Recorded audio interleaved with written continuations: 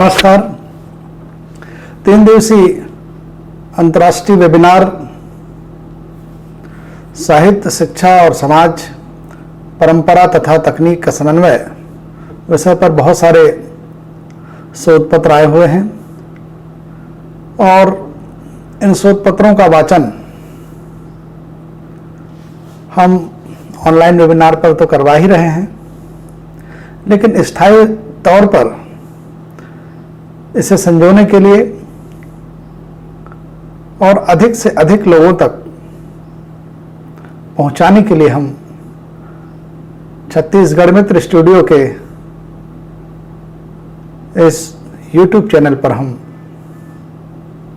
इसे प्रस्तुत कर रहे हैं। तो आइए क्रमवार हम अपने प्रतिभागियों का शोध आलेख का सारांश सुनते हैं। नमस्कार, मैं डॉक्टर विभाषा मिश्र, अतिथि व्याख्याता हिंदी छत्तीसगढ़ी, पंडित रविशंकर शुक्ल विश्वविद्यालय रायपुर छत्तीसगढ़ से अंतर्राष्ट्रीय वेबिनार एवं ऑनलाइन अंतर्राष्ट्रीय संगोष्ठी पर आधारित अपने शोध पत्र का सारांश प्रस्तुत करने जा रही हूँ, जिसका विषय है साहित्य व संस्कृति के बदलते परिप्रेक्ष्य में स्त्री विमर्श।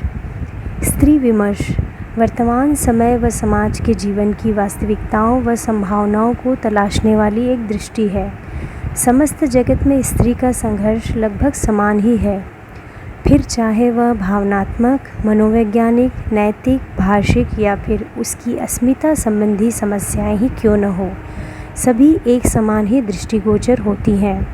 शुरू से ही स्त्रियों पर धर्म, जाति, कानून, रीति रिवाजों के नाम पर बंधन लगाए जाते आ रहे हैं। संभवतः इन्हीं बंधनों को तोड़ने हेतु ही स्त्री मुक्ति आंदोलनों की शुरुआत हुई। साहित्य के क्षेत्र में आज ऐसा समय चल रहा है जहां स्त्रियां इतिहास के गर्त से बाहर निकलकर पुरुष द्वारा बोए गए कांटेदार वृक्षों पर चलकर सभी रूढ़िवादी मान्यताओं को दरकिनार कर अपने अस्तित्व की रक्षा के लिए आगे बढ़ी हैं। स्त्रियों ने खुलकर अपने उत्पीड़न व स्वयं की सोच का विश्लेषण किया है व पुरुषों पर अपनी निर्भरता को कहीं न कहीं त्याग भी दिया है। 20वीं सदी की मुख्य लेखिकाओं में मन्नू भंडारी, उषा प्रियमवदा, कृष्णा सोपती, मैत्री पुष्पा, मृदुला गर्ग, चित्रा मुदगल, सूर्यबाला, नासिरा शर्मा, नमिता सिंह, पद्मा सचदेव, राजी सेठ, मधु काकरिया, मृणाल पांडे, रमणिका गुप्ता, अनामिका, चंद्रकांता, कुसुम कुमार, निरुपमा सोपती, कुसुम अंसल, रीता शुक्ल, क्षमा गोस्वामी आदि ने अपनी अपनी रचनाओं के माध्यम से कहीं न कहीं स्त्री विमर्श अवश्य किया है। प्रसिद्ध लेखिका अनामिका जी इस विषय पर कहती हैं, हम एक ऐसे दौर में जी रहे हैं जहां चारों तरफ स्त्रियां हंसती हुई दिखाई देती हैं, गली में, चौराहों पर, अखबारी विज्ञापनों में और टीवी पर। लेकिन कुछ चेहरे हैं जो कहीं भी दिखाई नहीं देते, क्योंकि वे चेहरे नहीं, हाथ हैं, लगातार खटते हुए हाथ। इस प्रकार बदलते हुए परिवेश व बदलती हुई स्त्री और उसके लिए निर्धारित किए गए मानदंडों में बदलाव कहीं न कहीं सामाजिक आंदोलन को जन्म दे रहा है। विभिन्न कथा लेखिकाओं द्वारा अपनी रचनाओं में समाज, वर्ग व स्त्री की स्वयं की समस्याओं व उनके प्रति किए गए संघर्षों का चित्रण किया गया है। धन्यवाद। नमस्कार, मैं संगीता पांडे, सहायक प्राध्यापक Hindi, Holi cross women's college Ambikapur से साहित्य, शिक्षा और समाज, तकनीक और परंपरा का समन्वय पर आधारित अंतर्राष्ट्रीय वेबिनार एवं ऑनलाइन अंतर्राष्ट्रीय संगोष्ठी पर मैं अपने शोध पत्र की संक्षेपिका का वाचन कर रही हूँ। मेरे शोध पत्र का शीर्षक है लोक संस्कृति का बदलता स्वरूप। संस्कृति किसी समाज में गहराई तक व्याप्त गुणों के समस्त रूप का नाम है, जो उस समाज में सोचने, विचारने तथा कार्य करने के स्वरूप में अंतर्निहित होता है। संस्कृति का अर्थ है किसी समाज में रहने वाले का एक दूसरे के प्रति रवैया, परस्पर व्यवहार, आदतें और वे किस तरह से जीवन से जुड़े विभिन्न पहलुओं का आनंद लेते हैं। दूसरे शब्दों में कहें तो संस्कृति ब्रह्म की भांति अवर्णीय है। मानव मन की बाह्य मूलक प्रेरणाओं से जो विकास हुआ है वह सभ्यता कहलाता है और मानव मन की अंतर्मुखी प्रवृत्तियों से जो निर्मित है वह संस्कृति कहलाती है। लोक संस्कृति से अभिप्राय सर्वसाधारण जनता की संस्कृति से है, जिसकी पहचान व्यक्तिगत न होकर सामूहिक होती है। किसी देश की लोक संस्कृति का महत्व उसके जीवन में सर्वाधिक होता है। बदलाव मनुष्य के जीवन का अटूट हिस्सा है। लोक संस्कृति में भी समय के साथ बदलाव आते हैं। लोक संस्कृति में कुछ न कुछ जुड़ता और घटता रहता है। इनके घटने और जुड़ने के बाद भी लोक संस्कृति की विशिष्टता बनी रहती है। वर्तमान वैश्वीकरण के दौर में बदलाव की बयार से लोक संस्कृति भी अछूती नहीं रही है।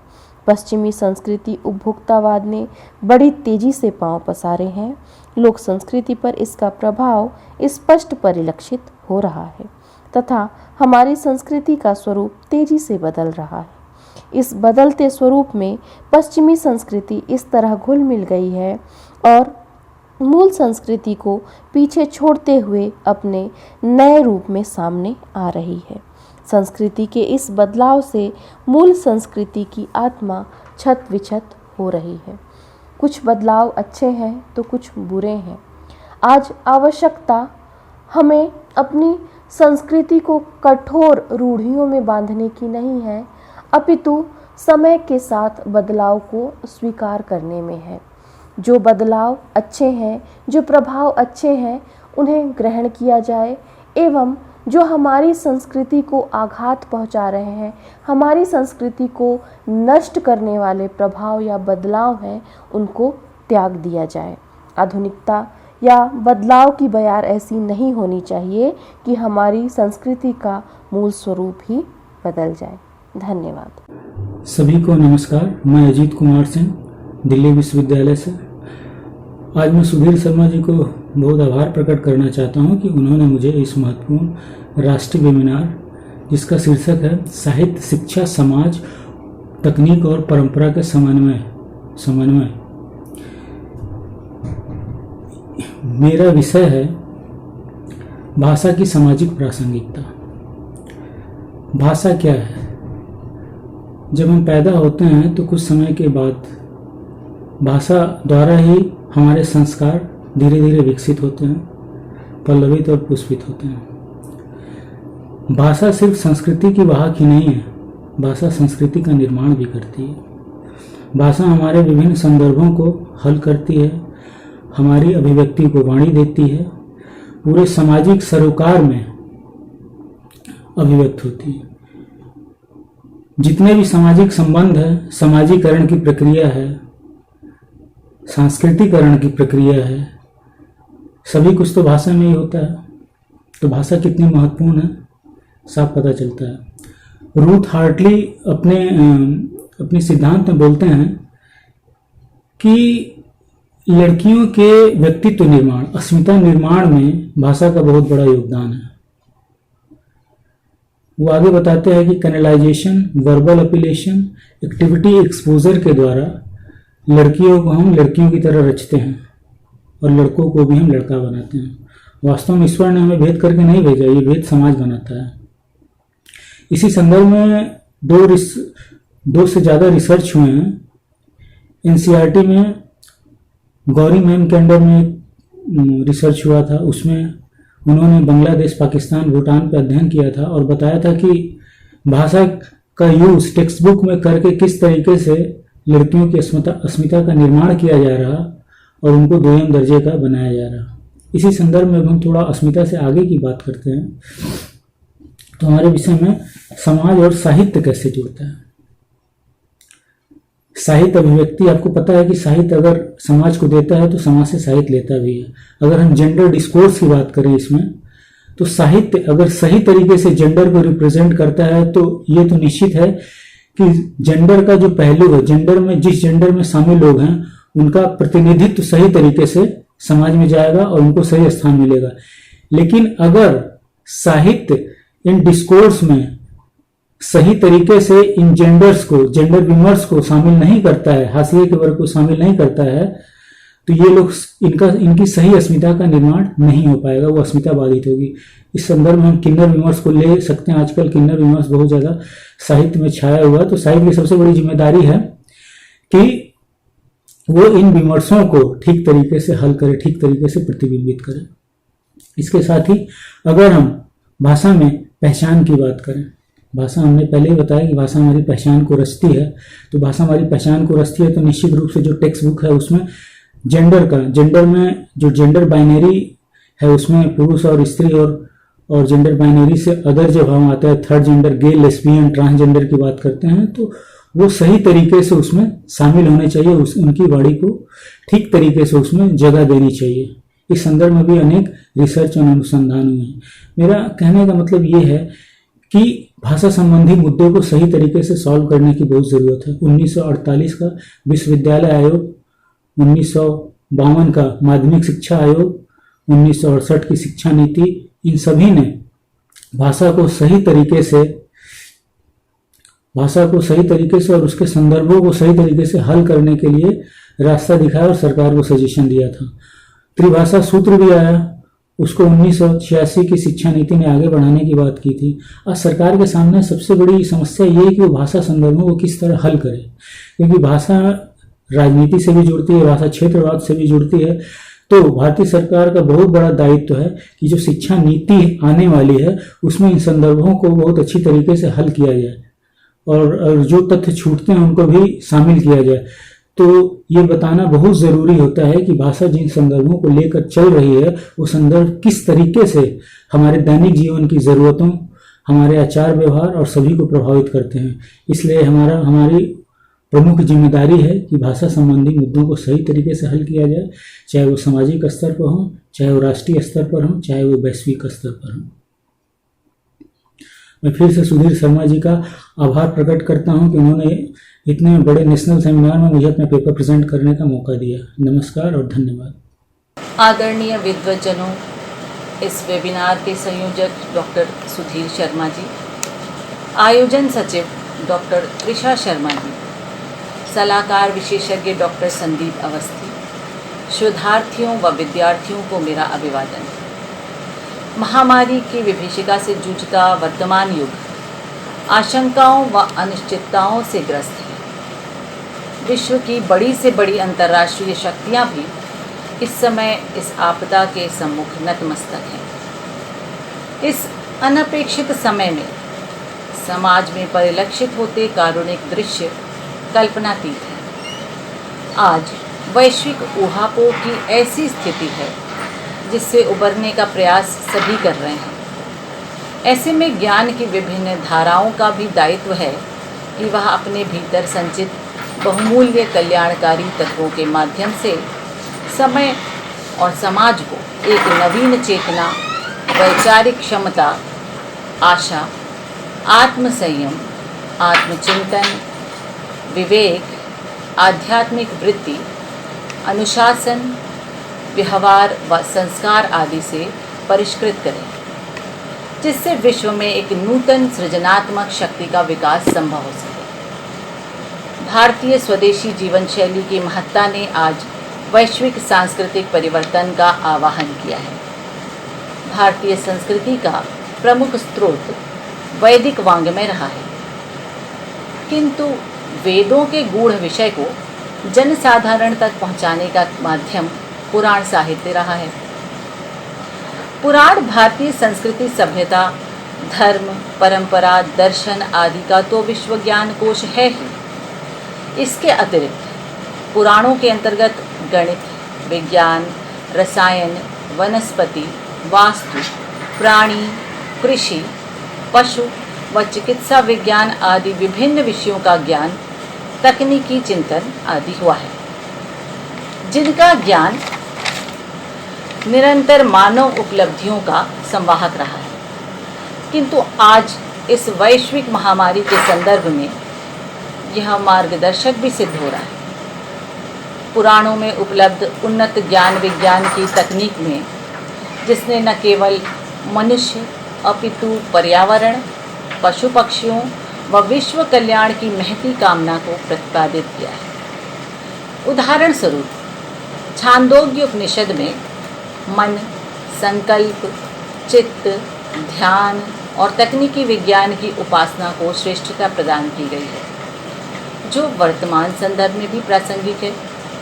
इसी प्रकार गरुड़ पुराण में भी आयुर्वेदीय का ज्ञान आत्रेय आदि मुनियों द्वारा उपदिष्ट सर्वरोग निदान का ज्ञान भी धन्वंतरी ने सुश्रुत को प्रदान किया है, जिसमें विभिन्न प्रकार के रोग, ज्वर, विकार, पित्त, कफ आदि का निवारण औषधियों द्वारा वर्णित है।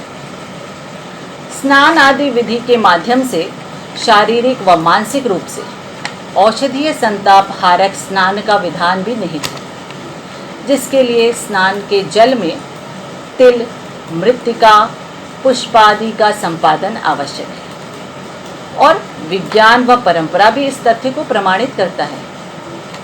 पुराणों में वन संरक्षण, वृक्ष संरक्षण के महात्म्य को भी प्रदर्शित किया गया है, जो संपूर्ण मानव जाति के रक्षण का कवच है। निष्कर्षतः पुराणों में वर्णित विभिन्न विषयक संबंधी तथ्य जैसे चिकित्सा, भौगोलिक, वनस्पति, वास्तु, प्राणी, पशु, पर्यावरण आदि से संबंधित उन्नत तकनीक व परंपरा का अत्यंत वृहद और विशद वर्णन पुराणों में सन्निहित है, जो वैज्ञानिक रूप से मीमांसित तो है ही, साथ ही साथ इसमें समाहित ज्ञान सदैव मानव समाज और आधुनिकतम विज्ञान और तकनीक का भी पथ प्रदर्शक रहेगा। समाज में पतोन्मुख संस्कृति, शिष्टाचार, प्राकृतिक संपदा का दोहन और पशु पक्षियों के प्रति क्रूरता उसी समाज के भावी नाश का कारण बनती है, जो आज कोविड-19 जैसी महामारी के रूप में हमारे समक्ष सुरसा के समान मुख फैलाए हुए खड़ी है। अतः विश्व को इसके विध्वंसकारी परिणाम से बचाने के लिए भविष्य की सुरक्षा हेतु आज पुराण साहित्य में सन्निहित तकनीकी युक्त परंपरा व संस्कृति का पालन अत्यावश्यक बन गया है। धन्यवाद। नमस्कार। अंतर्राष्ट्रीय वेबिनार में मैं डॉक्टर अभिलाषा शुक्ल, सेंट अलोयसियस महाविद्यालय जबलपुर मध्य प्रदेश से आप सभी पधारे गुणीजनों को प्रणाम, वंदन एवं अभिनंदन करती हूँ। मेरा विषय है साहित्य, शिक्षा, समाज, तकनीकी और परंपरा का समन्वय। विषय बड़ा ही तात्कालिक परिस्थितियों को इंगित करते हुए है। कोविड-19 जैसी स्थितियां हमारे आपके सामने आ जाएंगी, ये कभी हमने सोचा भी नहीं था। यह भी नहीं सोचा था कि ऐसी स्थितियां आ जाएंगी और उनसे हम कैसे सामना करेंगे, परंतु हम और आप जो है इन सब चीज़ों से बाकायदा सामना कर रहे हैं। हाथ कंगन को आरसी क्या, आज ये जो वेबिनार हो रहा है वो भी इस तकनीकी का एक बड़ा पार्ट है। यदि हमारी तकनीकी या टेक्नोलॉजी इतनी विकसित नहीं हुई होती तो आज हम इस शायद वेबिनार का आयोजन ना कर पाते। यदि हम भूतकाल की ओर जाते हैं तो उस समय की यदि हम शिक्षा को देखते हैं, समाज को देखते हैं, तो बहुत परिवर्तन हमें नज़र आता है। पहले की स्थितियां ऐसी थी, मुझे अच्छे से याद है मेरी माँ जब पढ़ाई कर रही थी उस समय टेक्नोलॉजी जैसे, बल्कि जब मैं भी पढ़ाई कर रही थी उस समय भी ऐसे टेक्नोलॉजी जैसी कोई चीज़ें नहीं थी। हमने पुस्तकों के सहारे व कॉलेज जाकर शिक्षा ग्रहण करी। मेरे अपने अनुभव की बात करूं इन परिस्थितियों में, तो मैं देखती हूँ कि जब भी मैं स्टूडेंट से स्काइप पे या जूम ऐप पे ऑनलाइन पढ़ाई कराती हूँ तो बड़ा आनंद भी आता है। कभी कभी स्टूडेंट बोलते हैं मैम आप दिख नहीं रही हैं, कभी कहते हैं आपकी आवाज़ धीमी आ रही है, तो कभी कभी नेटवर्क की भी प्रॉब्लम हो जाती है। पर इसके बावजूद भी हम जो है उनसे जुड़ रहे हैं, उन्हें पढ़ा रहे हैं, और उस पढ़ाने में भी हम यदि जुड़ रहे हैं तो उसमें सबसे बड़ा यदि कोई आधार है तो वो है मानवीय आधार। मानवीय रूप से हम उनसे जुड़कर और उनकी पढ़ाई को, शिक्षा को पूरी कर रहे हैं। आपको याद होगा हमारे आपके समय में कभी भी हम अपने टीचर के सामने कभी खड़े नहीं हुए, लेकिन वर्तमान समय बिल्कुल बदल चुका है।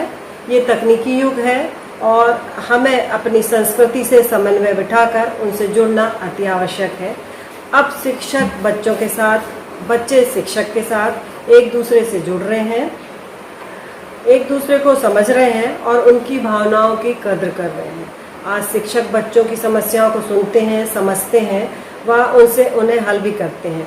बच्चे टीचर को टीचर की नज़र से ही नहीं बल्कि एक माता पिता की नज़र से देख रहे हैं। पढ़ाई करने से पहले वे उनसे घरेलू चर्चा भी करते हैं और फिर वे अपने विषय पर आते हैं। ये सब एक सकारात्मक पहलू ही है जो शिक्षकों को समाज व तकनीकी के समन्वय को, जो शिक्षा को और तकनीकी समन्वय को दर्शाता है।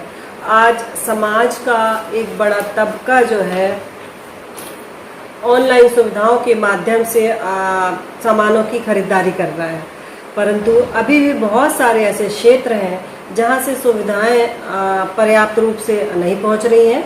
मैं खुद एक छोटे से गांव से हूं, देखती हूं कि जब कभी कुछ ऑनलाइन सामान आता है तो उसे लेने के लिए हमें शहर जाना पड़ता है, क्योंकि उस गांव तक पहुंचने के लिए वो पर्याप्त सुविधाएं जो है लोगों के पास नहीं है और वो सामान लोगों तक नहीं पहुंच पाता। तो यदि हम ये वर्तमान परिस्थितियों को देखते हुए यदि हम चाहते हैं कि हमारी ये समाज जो है शिक्षा के साथ साथ समाज भी तरक्की करे, तो आवश्यक है इस तकनीकी से जुड़ने की। और तकनीकी से जुड़ने के लिए आवश्यक है कि उन गांवों में भी ये सुविधाएं जो है पूरी तरह पहुंच सकें, जिससे समाज का एक बड़ा तबका जो है इस तकनीकी का लाभ उठा सके और तभी हम शिक्षा और समाज का समन्वय तकनीकी से कर पाएंगे। मुझे बहुत खुशी है कि आज का ये जो वेबिनार है, स्पेशली मैं डॉक्टर सुधीर जी को धन्यवाद देना चाहती हूँ जिन्होंने इस वेबिनार का आयोजन किया और टॉपिक ऐसा रखा जो वर्तमान परिस्थितियों को जोड़ते हुए है। अपनी बात को विराम देते हुए ये कहना चाहूँगी कि हम कौन थे क्या हो गए, हम कौन थे क्या हो गए और क्या होंगे अभी, आओ विचारें आज मिलकर ये समस्याएं सभी। धन्यवाद। जय भारत, जय जगत।